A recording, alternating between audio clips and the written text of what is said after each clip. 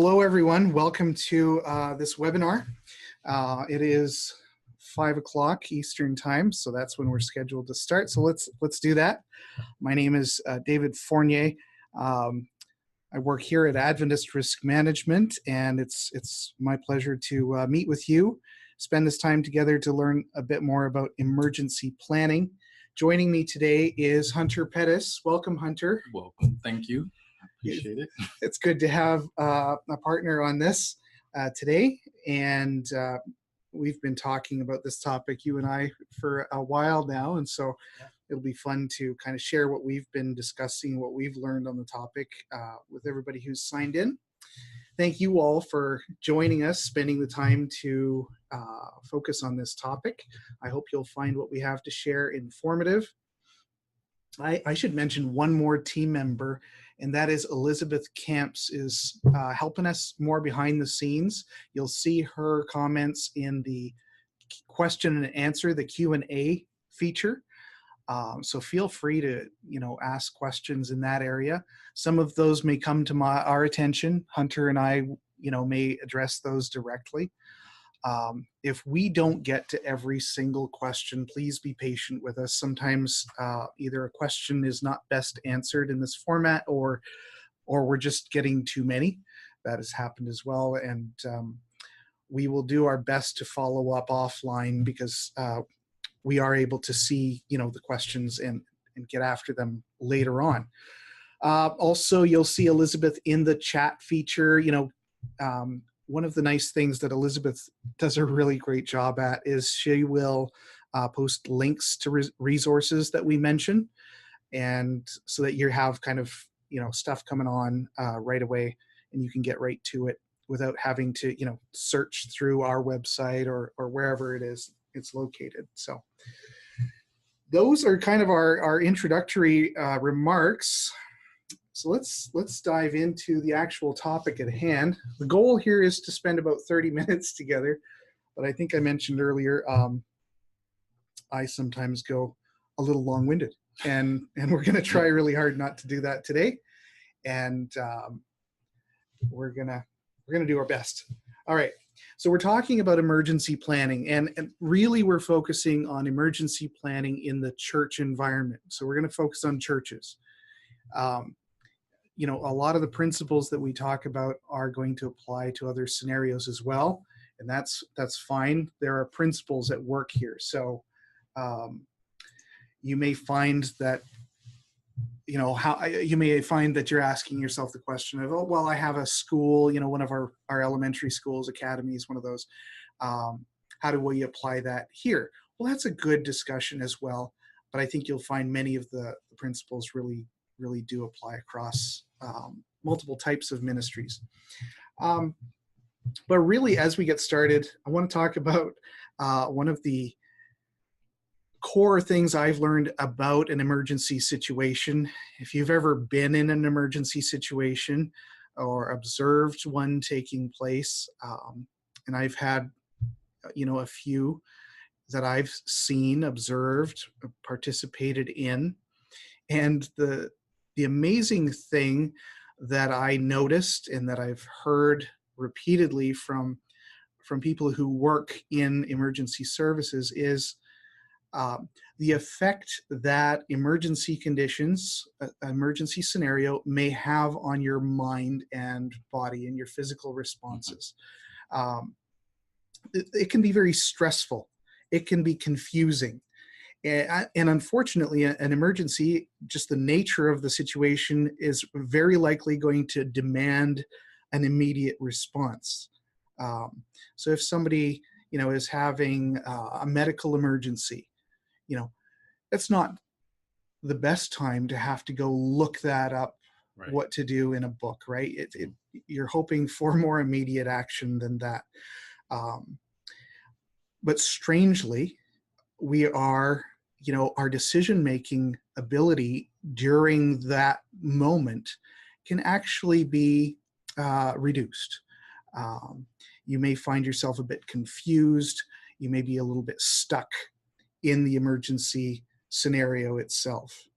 Fine motor skills. I've heard this from especially those in the law enforcement industry, where they're talking about how fine motor skills are reduced, and they have to practice so much more to retain fine motor skills in the event of a very stressful emergency, perhaps a violent encounter, that kind of a thing.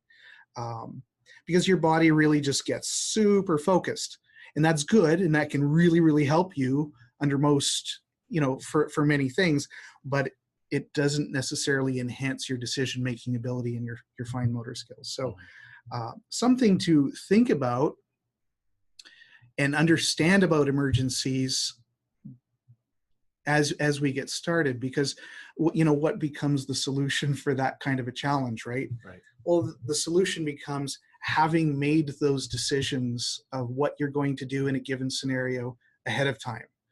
I go back to, we were talking about this earlier, you're driving at night in your car and a deer runs across the road in front of you.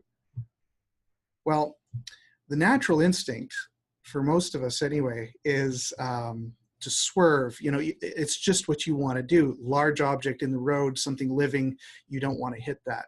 And you don't want to hit it. But for many of those circumstances, the right choice is not to swerve.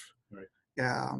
If you can reduce speed and not hit the animal, fantastic, that's great. But if you're going to slam on the brakes or swerve your vehicle, you may have caused more problems than you're solving. The advice is typically to keep your wheels straight and reduce speed, at a safe rate. Right. So it just illustrates this concept of make your decisions about that before the emergency. So in my mind, I have clearly thought through that scenario, and I've encountered that scenario and tested it in my real life experience of, no, I keep my wheels straight and I will be going straight ahead, even if that means, unfortunately, hitting that animal. Not what I'm trying to do, but it may be the right choice in that circumstance. So the same is true about a fire emergency. Mm-hmm. The same is true about a lockdown, about experiencing a violent encounter or a tornado type of scenario. So having already made the decision, I'm just working on executing it as simply as I possibly can. And that's really an important thing to understand about emergency planning, is that planning is everything in an emergency. Absolutely. Most of your thought process and work needs to happen before the emergency ever takes place, because you're not well prepared to deal with it in the emergency.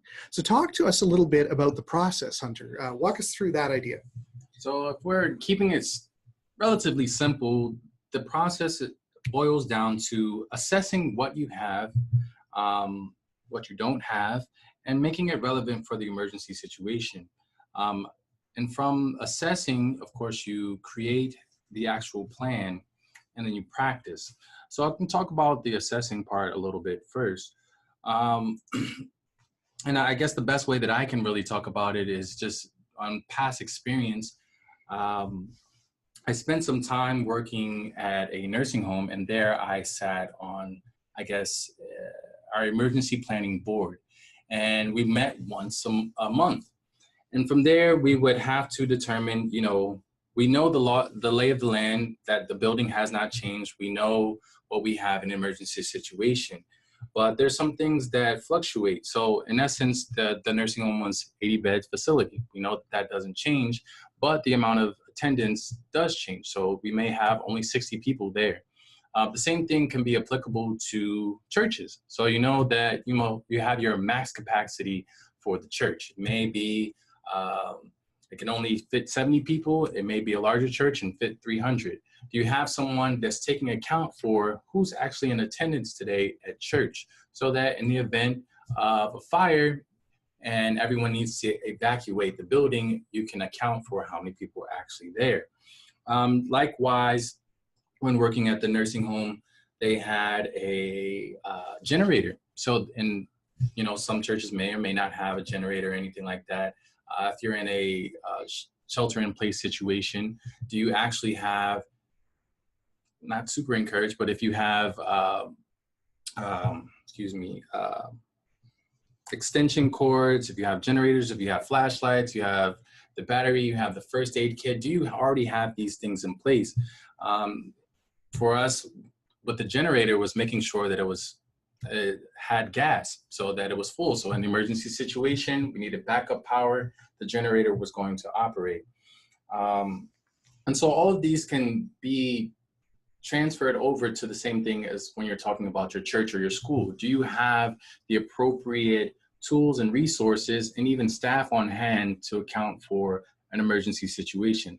A lot of times we think about emergencies being natural disasters, fires, active shooters. Maybe someone in the church had a medical situation, had a heart attack, or they passed out, or whatever the case may be. But there's other things that we may not think about, such as you have a cyber attack, something about that. There's an emergency that could also, the church may have been raising funds. They're doing it all through online. Somehow it's been compromised, and you don't have the funds anymore. What do you do about that?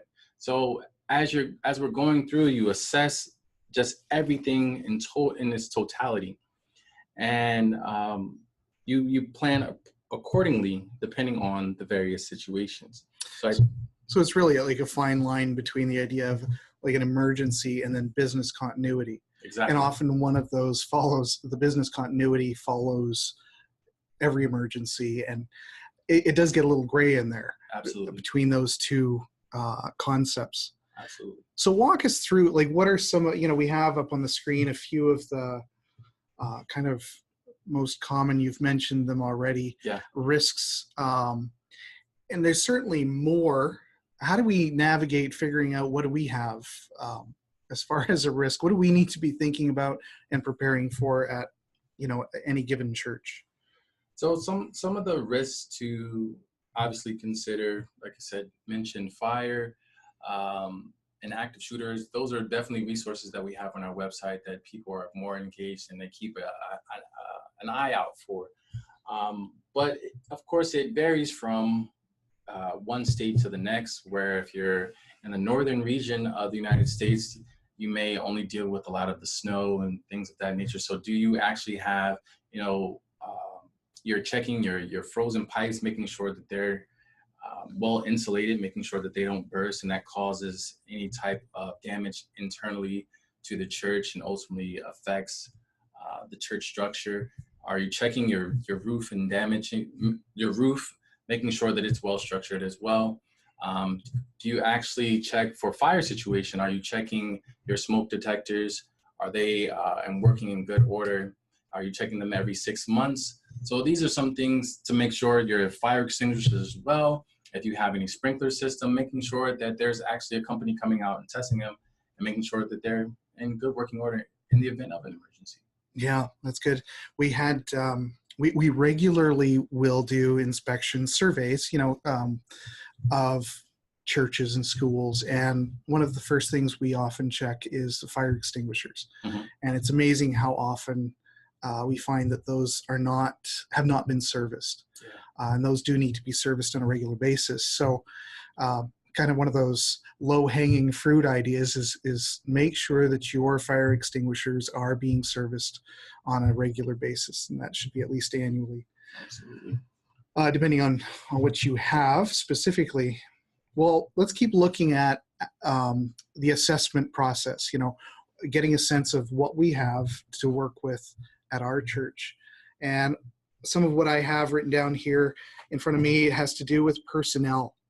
I think one of the most important assets any church has, that's what a church is people, right? Mm-hmm. Our pastors, our leaders, all of those folks are super important to this process, but very critical are all of the volunteers, and perhaps even more critical for being prepared for an emergency. So do a bit of a census of what do you have available in your congregation. Do you have a medical professional? a doctor. It'd be great to know who your doctors are, or do you have a nurse, or a first responder, a police officer, an EMT, a fireman. It'd be nice to know who knows what in the event of emergencies, and then start coordinating. You're going to need people in order to execute any of the responses to a given emergency, right? Somebody needs to be tasked with organizing this whole process. It's good to equip a safety officer, a safety committee in your church to really spearhead this project. If you're coordinating a fire drill, which we very much encourage you to do, you might want to consider Safety Sabbath later in March this year, but you may want to do it even more than just once a year. I'd encourage at least once. 4 times a year is more what I have in my mind, but there's not really a minimum there. But who is going to be needed in order to execute that project, that fire drill, that active shooter drill, whatever you're choosing to focus on right now? You're going to need probably assistance from your hospitality team, greeters, people who are monitoring your parking lot, your front doors. You're going to need assistance from probably your deacon team, your deacon and deaconess team. That can be a really fantastic group because they're sort of working in that capacity already to help you move, coordinate, communicate with people throughout the classrooms, hallways, around the building. So you're going to want to harness them, get them on your team, so to speak. You want to know that they're a resource for you and be able to communicate with them as you're building out your plan. Include them in that process. And then I really want to also mention external resources, external partners in this whole process. And they're kind of obvious. Our first responders. Whether that's an EMT with an ambulance, fire, or law enforcement, these can be fantastic. I mean, it is their job to respond to these kinds of events, but they are more than just. I think so many of the first responders that I've worked with are more available to you, even outside of an emergency situation, than we would expect. They're often willing to come talk, share resources, provide some guidance, and even become familiar with your team and your facility if you are reaching out to them with a collaborative spirit. I know of one local church around here that actually offers their church facility on specific hours for a local police department to practice some of their SWAT activities. So they use it as a practice location. What that means is that church, the police are intimately familiar with that facility. And that becomes a very valuable resource for them to have.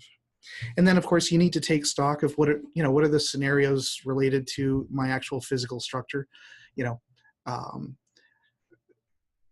How is my doorway situated? Could somebody just drive straight through? Take a pickup and drive through the entrance of my church, or whatever it might be. Are all of my entrances and exits stairs? Well, that's going to present some challenges for people with disabilities. You need to take stock of your physical location, and hopefully it comes with a lot of assets already in place and things that you can work with that really enhance your ability to respond to the emergency. But either way, you need to know what your deficiencies and your assets are for that. And you mentioned a bunch already, your signage, your fire extinguishers, all of these tools can help with that. But talk to me a little bit about an idea you shared with me, and that is this concept of the criminological, which is a very long word that took some practice on my part, the criminological broken window theory. So glad you brought that up. So the criminological broken window theory is actually devised by two social scientists, James Wilson and George Kellen. And essentially what the theory entails is that a broken window or any left unrepaired or fixed, Right.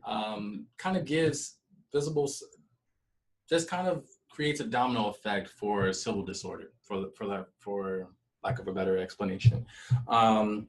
And when it's left unrepaired or anything like that, it encourages further disorder. So, you shared a story with me where, kids see a broken window. I know I was one. So, you see a broken window in a building, and you just automatically assume it's vacant or no one's actually occupying the building in any way, shape, or fashion. And you decide, oh, well, I think it's going to be fun to just smash some more windows. I wonder what that's like. Yeah. It's for some reason, deep down inside, I think we all have a little bit of destructive behavior.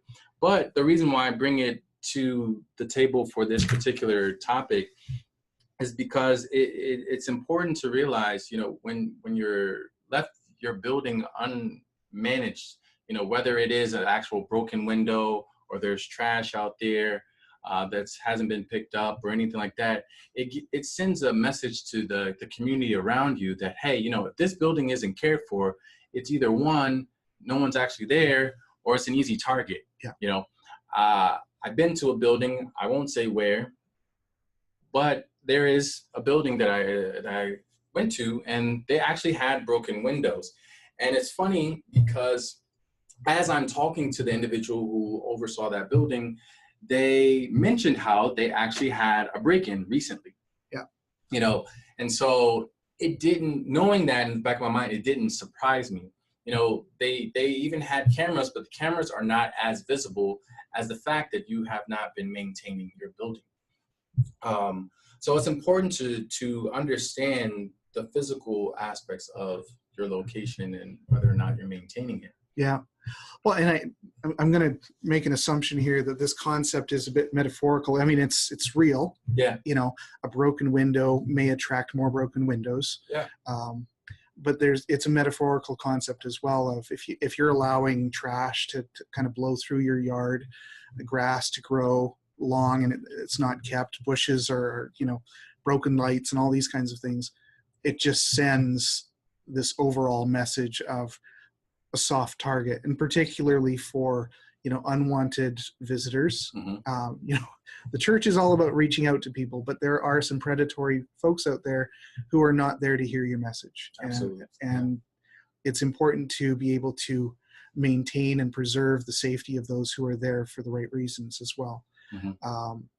So you don't want your church to be a soft target. Absolutely. So yeah, I definitely agree that this topic is kind of works in tandem with the emergency situation, but also just kind of your security as it will be. So I guess one other thing, kind of just keeping in line with the physical aspect and emergency planning, where are you located and where is the nearest, whether it be a fire station or a hospital. It just brings to mind another story where, friends and I were out more or less in the desert ish, how desert can you get in the United States? But, and we were four-wheeling, I like, even though I'm a risk manager, I like the fun and dangerous activity sometimes.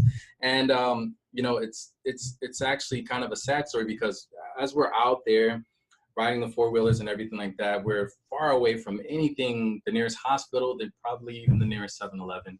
And we're out there just, on our ATVs and everything. And one of my friends actually lost control of the ATV. And, they're a sizable vehicle. So it kind of rolled over on him and landed right on his arm. Ouch.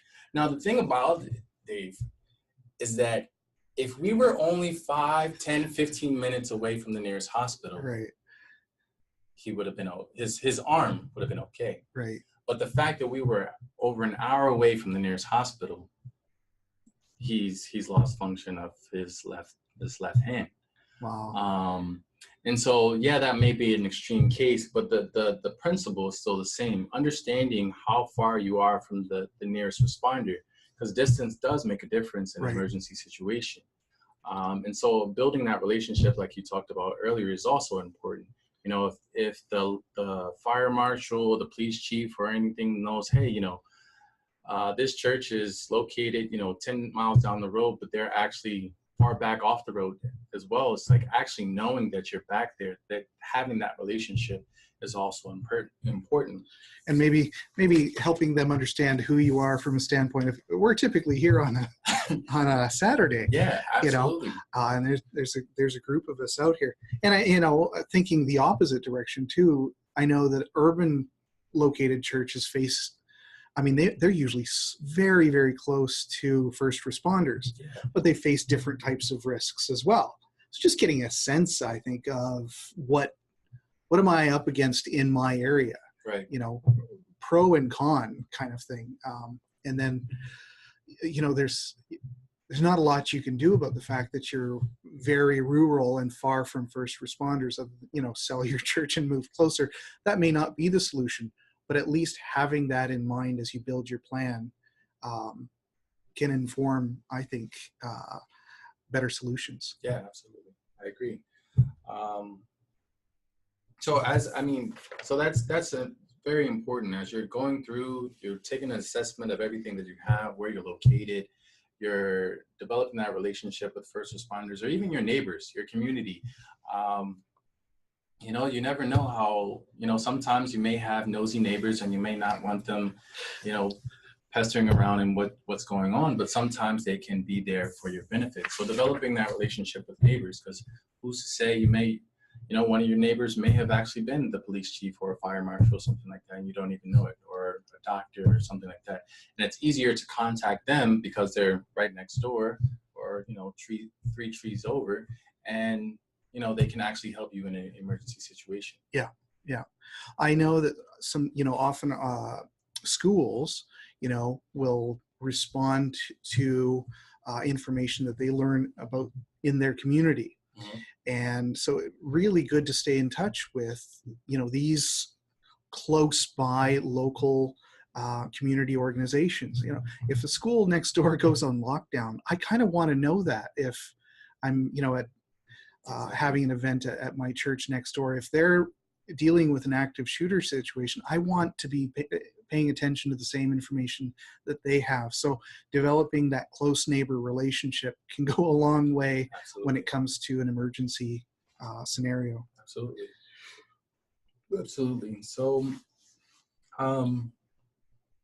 So how do we go about writing this, Dave? Yeah, well, this is the fun part.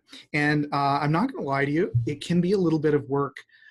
But my encouragement is that you just dive in, you get started, you don't do it alone, work with a team. Like I mentioned earlier, the concept of a safety officer and a safety committee, and then partnering with, your deacon team, your leadership team. I don't advocate putting all of the responsibility for building this kind of a thing on certainly the pastor's shoulders. Mm-hmm. I think the pastor serves a different type of administrative role for the church. I think a pastor would be very, very interested in making sure that this is happening, but I don't think they should have to bear all of this. And in fact, I don't think any one person should have to bear all of this. My own experience, having done this with my local church, is it was a partnership and it was a group effort, and we actually divided up a lot of the tasks. And I'll share with you some resources now. This is just one page of 26 from a document that Adventist Risk Management prepared some time ago. We're working on refreshing this into just a bit more up-to-date resource, but it's already fantastic resource. And it really is just helping you build out an emergency plan for your church. And it's going to help you address all of the different things that you should face. Whether, you're going to have to make decisions about, what risks you face and what assets you have and who you have available. Mm-hmm. I do not believe in the concept of an off-the-shelf emergency plan. I'm regularly asked for that type of resource of, hey, could you just make one that's good for the Adventist church? Well, I can't make one that is good for every Adventist church off the shelf, because in order for an emergency plan to be effective, it has to relate to your specific people, your specific location and facilities, and your geographic location. Where are you located? It has to be a customized solution. And I'll go even a step further and say you have to invest in it yourself, or because it's an experiential kind of learning and tool. If you don't build it, you probably can't execute it. At least that's been my impression going through it and listening to emergency experts in the various, law enforcement and first responder fields. So this is an effective tool. It gets you started. It walks you through a lot of the questions and issues that you should be facing. Okay, so we're going to be making that available on our website. It has been on the website. It will be on the website again, if it isn't already this evening. And you'll look in the church section of our risk tools there on the website under emergency. That's kind of how we have our topics organized. So that's resource number one. I think that's, sort of a quick and easy guide. And I know 26 pages doesn't look super quick, but take it in pieces. Okay. I want to show you another resource, and this is just to help you think through the concept. And this is an actual example of one that I worked on. So this is how simple these kind of resources can be. It doesn't have to be complex to be effective, but this is how my church walked through the process of prioritizing and thinking about, what risks might we face in our location? Yes, fire. Every location's dealing with the potential for fire. You may say, well, I have a block church with a steel roof. Mm-hmm. Yes, you still have potential for fire. There really aren't churches or buildings of any kind that have no risk of fire. There are always at least some contents. So always plan to include fire in your planning. You'll see tornado. In our case, we have the delight of experiencing tornadoes from time to time where I go to church, as well as hurricanes. Not everybody gets to have both of those, but that's been our privilege. And then, earthquake, actually very seldom in this area. So that's going to be a lower priority. Medical emergency, I think every church should put that on their list. On-site and off-site, we chose to divide those and make a plan for both. A threatening person, an assault.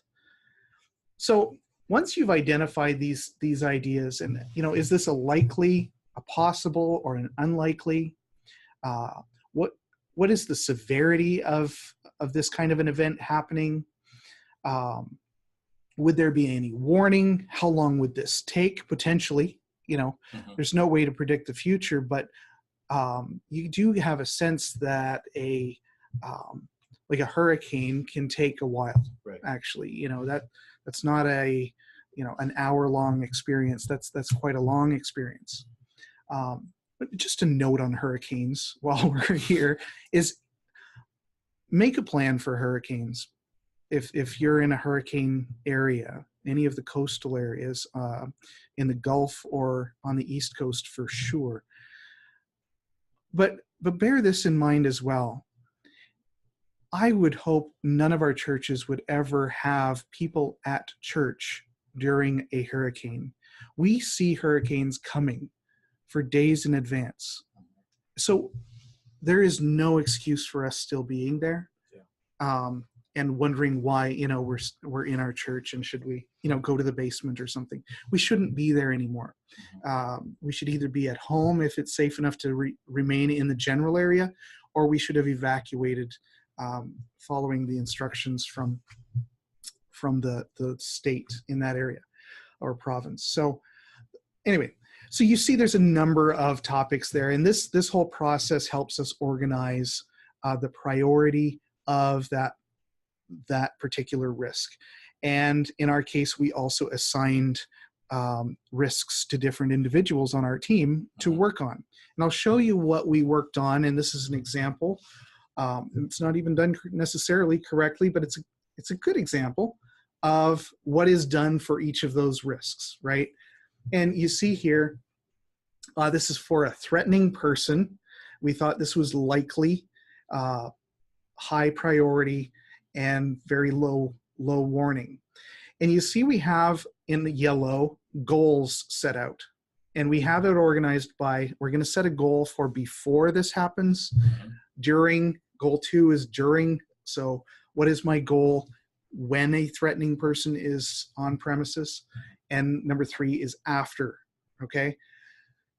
So the goals are super important, but then we look at the objectives in order to achieve those goals. And let's go with goal number 1, which is before a threatening person, to prevent a threatening person from gaining access to the facility. Okay, good goal. That would be ideal, that they don't get into the facility in the first place. So the first objective there, 1.1, identify threatening persons before they gain access. That will help us prevent them from coming in. We have to be able to figure out who they are. So then we get to think through, okay, what are we going to do to train who? And all of a sudden you start to put a plan together. Okay, our greeters, our hospitality team could be a really big piece of helping us prevent, because they're going to help us know what's coming. We may actually want to get even more proactive out of having greeters and hospitality people out into the parking lot. I attend a church from time to time, more as a visitor. It's not my regular spot. And they have a very active parking lot hospitality program. And most of the time what they're doing is they're bringing umbrellas. They've got a little golf cart where they'll drive you in. It's super welcoming. I'm not that friendly a person. It's more than I can bear, but it is really nice. Yeah. And people like that. That's good. But it also means that they're proactively out there, outside of the front doors, getting a sense of who's out there. That may not be the first thing on their mind, but that is also happening. And having your team oriented to that idea is a really helpful thing as well. They'll be intentional about it. So equipping your key personnel to think about those kinds of things as they're, greeting people at the front door, out in the parking lot. And then also, giving them instructions on what to do if there is a threatening person approaching. So that gets us to goal 2, right? And I won't go through all of the details here, but you can see how the process works. You set a goal from before, during, and after, and then what are the objectives to achieve that? And then what do I need to do in order to achieve those objectives? That's the formation of a plan.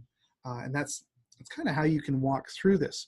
There are so many resources online in every direction, but I want, more than anything, for everyone to kind of see how you don't need something sophisticated to build a very, very good plan. Right. You just have to get to it. Right. It's about setting priority and then walking through those scenarios. Right. In our version, we actually also wrote a small narrative at the bottom of our EOP. It's called an EOP, Emergency Operation Plan. And we had a small narrative at the bottom that just sort of told the experience as a story, so we could more easily think through the process, and it illustrated it for the next person who needed to use this information and share it with others. That's sort of the process, or at least a major piece of that part of the process, the writing of the plan. Right. And then you just continue to do that for those risks that you've identified your organization may face, which could be, I think we've referenced a bunch of them that should be for everyone. Mm-hmm. I expect that a church in Oklahoma or North Dakota probably not going to make a plan for hurricanes per se. Mm-hmm. Not really something they're going to face typically. I mean, something strange will have happened if that's the case. But they may also be experiencing something that would never occur to me. Like they may have a chemical plant down the road. Right. right? Yeah. What happens if there's an accident at the chemical plant? What do you do in that scenario? Have they thought through the realities of their location? Right. So that's writing the plan, but the writing of the plan does very, very little if we don't take the next step, which is back to you. Putting it into practice. So we've already gone through the assessing, knowing what you have, what you don't have. We've also, and Dave just gone through writing the plan, but of course, practice makes perfect. And practice puts brains in the muscles. And what I mean by that is essentially you go into autopilot. As an example, I won't say where I went to school, but if you know, congratulations. And where it was, it's Tornado Alley, essentially. And when I got there, that information wasn't divulged. I guess I should have known, but, I've lived in DC my whole life, so I didn't know. And the first time a tornado took place, I essentially panicked because I didn't know where to go. I had no idea what do you do in a tornado situation. Do you just hide under the bed and hope for the best? I didn't realize you're supposed to get away from windows. The whole 9 yards of things that, now I know, and people who live in that region of America also know what to do in a tornado situation. So the reason why I say practice puts brains in muscles is because, you're on autopilot at that point. In the event, if your church is practicing your fire drills on a frequent basis, you already know, hey, we have X amount of people in church. This person is designated to this sidewalk on the other side of the street from the church. This person's takes care of the balcony, or whatever the case may be. This person rounds up the kids. The parents don't go running looking for their kids. They know that, hey, once we get outside, I know where to find my kids. And also, practice without improvement is meaningless. So you can start at one place, say, okay, the first time we're going to do our fire drill, we got everybody out. It was pretty efficient, more or less, but it took us 5 minutes. All right, well, let's do it again a few months from now, and we'll try to get it down to 3 minutes and do it again, and so on and so forth. I mentioned the example earlier that I worked in a nursing home, and there we also did fire drills, and it was progressive. So initially we told everyone, say, hey, Dave, we're doing a fire drill today. Make sure you close the doors, all these things, whatever you got to do in the event of a fire drill, and do it. Get it done. The next time we do it, we may tell a few less people.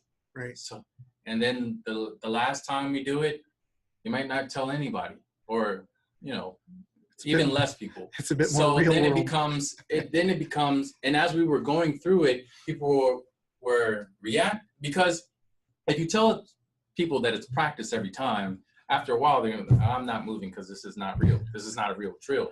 And you don't want to get people into that habit. That's the same thing as the boy that cried wolf. Right. If you're yelling fire, fire, fire, oh, this is just a drill, when the fire actually comes, people don't move. Right. So whether it's coming up with a code or something like that, the people that need to know that this is a drill, and that they need to be at their locations and everything like that. So it's important to not only practice, but to be progressive in your practice and make it better and better. So I really, really value that approach. I think of that's how people learn best. Mm-hmm. Is, let's sit down and talk about it. Let's read the plan. Let's tabletop this. Let's just sort of walk through it in theory. Right. Let's over communicate this to as much of our congregation as we can include in this information, and then let's try it. Very well communicated, and then let's try it again a little less. Like you're saying, what's the analogy I was thinking of earlier? Oh, just crawl. Yeah. Learn how to crawl effectively, and then walk before we start running. And I think this one is particularly true, especially when you look at an active shooter drill. Yeah. An active shooter drill is super important, and it's really on a lot of people's minds nowadays. But that is a very dangerous drill to try to do you know, a full-on active shooter drill first time out of the gate. Mm-hmm. It requires a lot of preparation and careful execution. You don't want people who are unaware of what's happening to respond as though it is a real emergency. Right. Because you may have somebody in your congregation, a guest or who knows who, you know, you don't know that they're carrying a firearm and they think they're responding to an actual emergency. That is a more dangerous scenario. Yeah. And you're trying to train to prevent exactly that kind of an incident from taking place. So be very careful and intentional about doing this in harmony with law enforcement. So really appreciate that approach. I think that's really good. And then, you know, learning from it and continuing the cycle to just get better and better. I know that was the experience I had at my local church. Is we did it several times, and I remember, you know, getting together because I was part of that team and talking through what worked really well. Well, we had, you know, multiple exits, so people were leaving out of both of them. Yeah. And it turns out one part of the church that left out of the one exit did so quite a bit better and more effectively than the other group that left out of the other side. And it had everything to do with the person who was leading them away to the rally point. You know, they had like a red clipboard that they held above their head, and the other person would just sort of, hey, follow me. Yeah. Right. Well, people can see that red clipboard, right? Right. And remember, it's amazing how little information you're absorbing. So that person calling out, hey, follow me, was just not getting across. Right. So learned a little something. They adopted the same practice on both sides, improved the whole experience.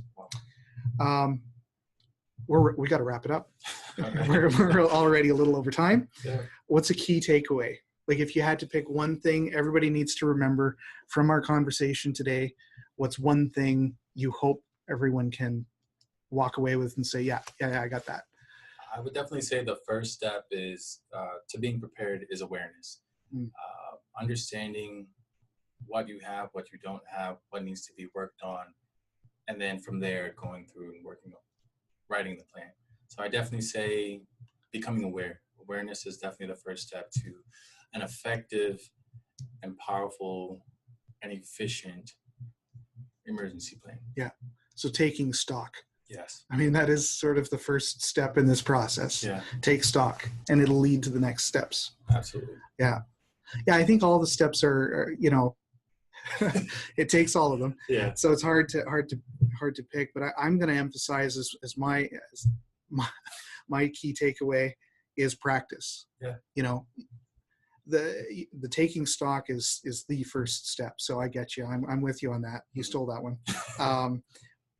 The writing the plan, very, very important as well, but actually putting the practice in to realize how it plays out and to build those decisions into our responses so that we're kind of pre-programmed to know what we do. That, I think that's a really important takeaway. And that really brings us to the end. And I just want to say thank you to everyone for taking the time to spend on this topic, for making emergency planning a priority. Thank you to the North American Division for designating Safety Sabbath, end of March, as, you know, an emphasis and a focus on emergency planning in our churches. And, you know, for each of you out there working with your church, my encouragement to you is you're a partner with us. You're working for people's safety and well-being. Team with others. You can't do this alone. Partner, teamwork, and you'll find that people will be more willing and excited to come along with you, and you'll have a much easier job getting it done. So teamwork, I think, is I guess we threw in 3 takeaways there. Well, I think that gets us to the end. Thank you, Hunter. Really appreciate doing this with you. And thank you, everyone. And we will talk to you folks next time. Take care.